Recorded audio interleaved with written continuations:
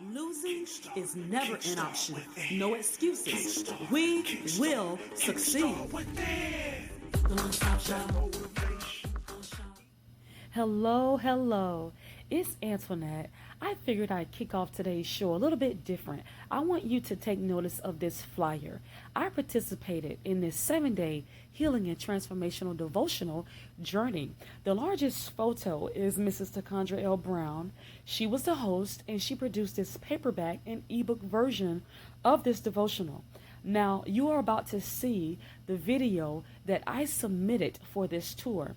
Not only did I participate, but I received some amazing information from these incredible speakers. Please bear in mind that healing does not always have to be a physical ailment. There are various things you can be healed from, whether that's loss of a loved one by death, a job that you lost after 20 years, abandonment issues. I mean, it's all kinds of things. So stay tuned, listen to the video, and I hope you receive something great. Hello. I want you to take a good look at this word. This word is often misunderstood. This word is used way too loosely. This word is taken for granted. This word is not even believed. Hello everyone, my name is Antoinette Randall, the author of Crazy Enough to Jump and Better Off Dead. I am also the voice behind the Kickstart with Dan podcast and the YouTube channel. I have the awesome pleasure of being here with you today to discuss day 4, called Beautifully Loved. Now it resonates with me because the main issue within this is fear, and how fear gets in the way of our healing, how fear stands in the way and blocks us out of seeing what love can offer us, what love can do for us. My first question to you is, what are you afraid of? And why are you afraid? Our fears are keeping us financially deficient. Our fears are keeping some of us single. Our fears are keeping some of us from starting companies, businesses, ministries, because we're too afraid of, what are people going to think about me? I don't really have enough money to front this vision of mine. I don't have the confidence to go out before people and promote myself. I don't have the backing to really present what I feel would be necessary for society, for someone else's healing, for someone else's deliverance, for someone else's breakthrough. Look, fear, oh my God, fear is an enemy to life itself, because when fear grips our minds, we begin to do what I'm doing right now. We start off standing up. We start off standing up in confidence. And when fear takes over and fear says, you can't do this because you'll never make it because of the way you look. Your stomach is too big. Your teeth are too gapped. They're not yellow enough. Your butt is not big enough. Your stomach is not tight enough. You have too much flab. You can't possibly start a clothing line because your body's not shaped right. You can't model that stuff. You can't possibly think that some guy's going to marry you because look at your face. You have post-acne. Look, there are so many reasons why we allow fear to grip us, because it starts with a thought, or it can start with an idea or a comment that someone on the outside makes, and before we know it, it's just like a seed. It takes root because we don't push it off. We don't reject it. We don't rebuke it. We just let thoughts come in. We dwell on it. We wallow in it. And the next thing that happens is this. We sit down. We sit on our dream. We sit down on the very thing that God, Jehovah, Yah, put in our hearts before we even made it to earth. Just like he said in the book of Jeremiah, like before we were even created, God knew us. Not only did he know us, but he went as far as to give us something unique, something to carry us while we're down here on this earth. And my brother and my sisters, if we don't use it, the fault is on us. Now, there's a scripture that Mrs. Takandra put the top of day 4, and I want to read it to you. If you have it, I want you to read along with me, or just listen real good. It's from 1 John, the 4th chapter, 18th verse. There is no fear in love. Do you hear that? There is no fear in love. When you're really in there and you let all the conditions go, all of the strings that are attached to love, it shouldn't be any strings attached when we're dealing with love, sisters and brothers. There is no fear in love, but perfect love drives out fear. When we let go of the boundaries, when we let go of the limits, perfect love will drive out fear, because fear expects punishment. See what I'm saying? Fear says, you don't know what's going to happen if you step out on this. Have you ever had that thought before? Even me. Let me just take myself for an example. Let me just tell you how it resonates with me. Look at me right now. This is my natural hair. And I have been comfortable with my natural hair for over a decade. But because of how society has viewed natural hair, oh, it's not TV ready, it's not commercial ready, it's not photo shoot ready, I have covered my hair with wigs, braids, and all kinds of things. As a licensed cosmetologist, I know about all these different styles of things that can be worn. So for years and years, I did that. And if my hair wasn't right, well, really, if someone else's hair wasn't right, which is what weave is, someone else's hair, if that wasn't right, I wouldn't record. I wouldn't shoot a YouTube. I wouldn't go live on Facebook and minister, because I was worried about the superficial. But when I let go of that limit, when I let go of the fear of, will people accept me? Will they listen to me if they see me in my natural? Will they listen to me? I mean, all of these thoughts that I had that held me back for years. And now look, this is one of the best things that I have going for myself. And it doesn't matter if anybody likes it. I like it. And once I let go of what others will think about my natural hair, I was able to get on here and really let loose and to be authentically who I am. I wasn't worried about, is the weave laying right? Is it straight enough? Is it curly enough? Are any tracks showing? I mean, I'm just using that for an example. Things that hold us back, fears, because we're not comfortable with God, who God created us to be.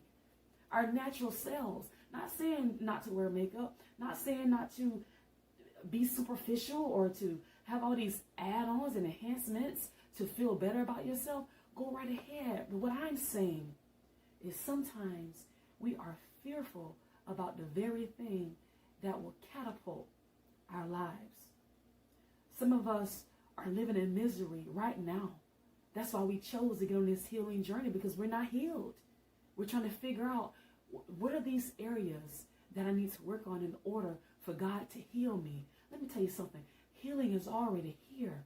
And if you open up your heart right now, healing will take place. But there is some work that has to be done, my brothers and sisters. Sometimes we think that all we have to do is have someone to pray over us and give us a really good word of encouragement. But even after that's done, we have a job to do. We have to put our work with our faith. And part of our working out our faith means we have to get rid of fear. Whether it's the fear of the way that we speak, fear of the way that we look and how we will be accepted, fear of what we have to present in the world, fear if we're good enough to be someone's wife, fear if we are a good enough mom, if we are ready to step out and become a CEO, found a company, start a ministry. There are so many areas and aspects that many of you, there are so many gifts, talents, and skills that's just all over the place. But because of fear, our own excuses, our own critique of ourselves, we won't step out. Still thinking about yesterday and what people said about us 2 years ago when we started a business, what the reviews that we may have received. I don't care if you have 10 reviews and 8 of them are bad. Keep going. Keep shooting. Keep getting better. Because for every 2 people who don't like you, there will be 5 or 6 more who will love you. Don't let fear stop you from being great for God, from being great to society. God works through people. And why, how dare we stop God from working in our lives because of fear? We're not made perfect when we sit in fear.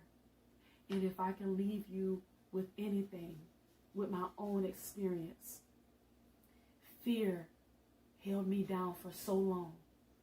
And fear comes with a couple of buddies. It may start off as fear, but before you know it, depression comes. When you allow fear to grip you, anger will come. A lack of confidence will come. And a host of other things, because fear is a spirit. It's a vibe. You know, we have this term now, like, what's the vibe? You know, what's the energy? What's the atmosphere? Fear is a vibe. And if you're not careful, you will begin to surround yourself around other people who are fearful. My suggestion to you is get on board with some powerhouse people, with some women, with some men who are on the move for God, who believe in themselves and who God created them to be. And in turn, that will light you up. That'll put fire under your butt. That'll cause you to run a little bit faster. That'll cause you to get up off your seat of doing nothing. Get up off your seat of laziness, off your seat of doubt and fear, and take off running as you're supposed to. We were all created with purpose. And if you're sitting in fear and you've allowed it to grip you, you're not walking in purpose. You're walking in fear. And God cannot be glorified through fear.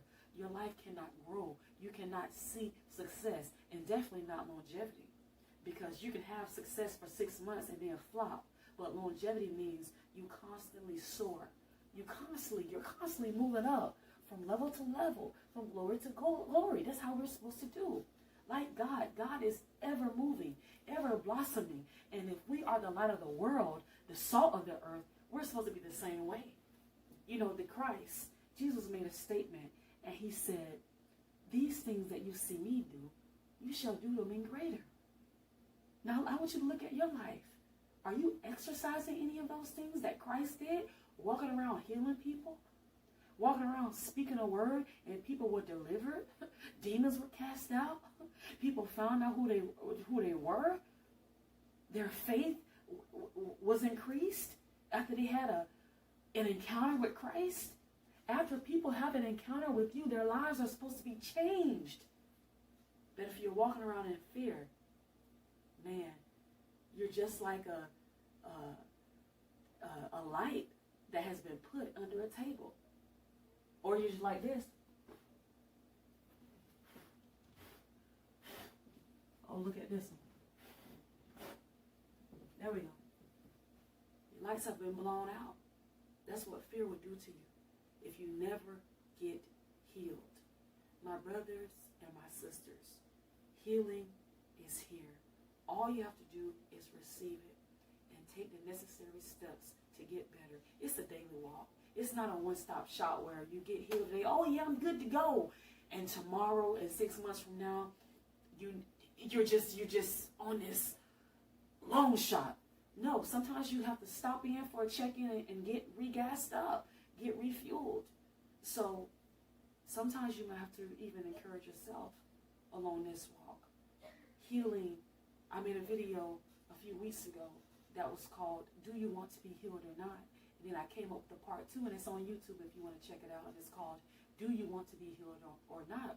And on the part 2, I begin to explain that healing is not always immediate.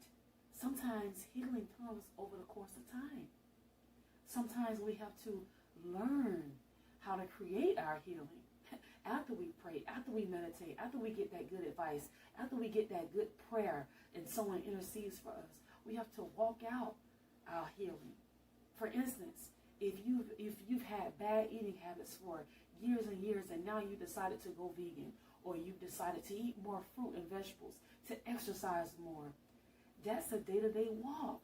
And eventually you will start to feel better.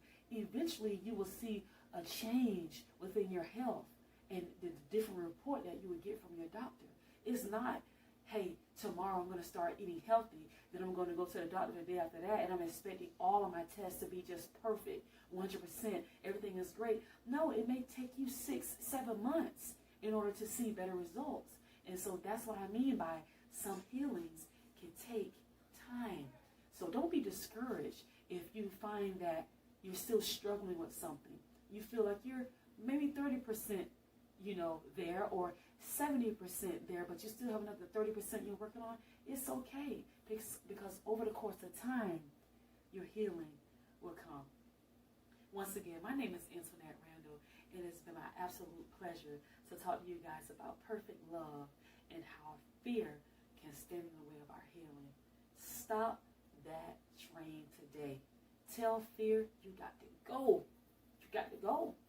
You can't hold me down anymore. You can't talk to me anymore. You can't whisper to me anymore. I will go forth. Say that with me. I will go forth. I will do all that God created for me to do. I will no longer sit down in defeat, worry, depression. I'm going to go forward in my healing.